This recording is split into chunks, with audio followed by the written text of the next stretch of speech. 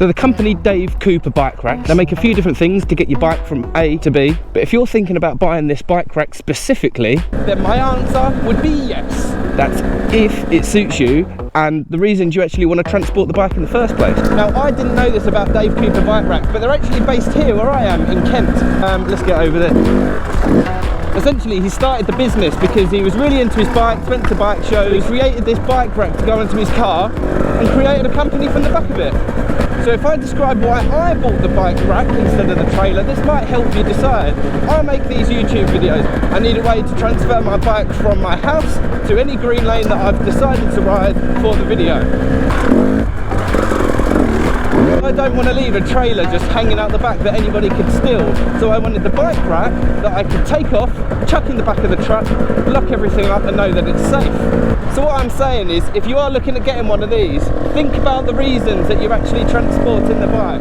So how hard is it to actually install onto your car? Well, there's only these two bolts really. So long as you've got your tow bar already installed, this little bolt here, undo it, slide that out, fits any bike.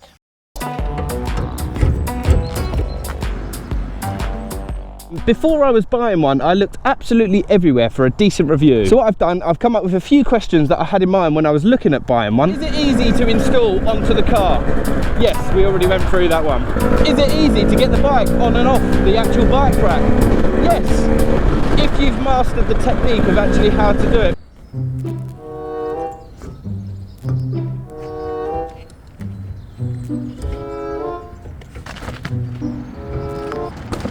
Does it weigh the vehicle down? Nope, not really, but I've got a truck, it is heavy, so I understand that if you've got a small car, it might drive a little bit light on the front, but it does overhang either side, so when you look in the mirrors, you can see the front and the rear wheel, so just make sure you're not going through any tight spots and you'll be fine. One thing I did want to know at the time, which I do think you need to take into consideration, is the fact whether you can see the number plate or not with the bike on the back.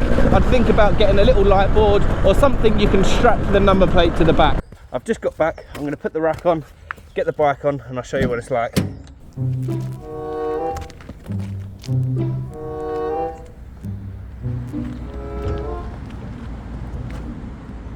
I can't forget my little towel.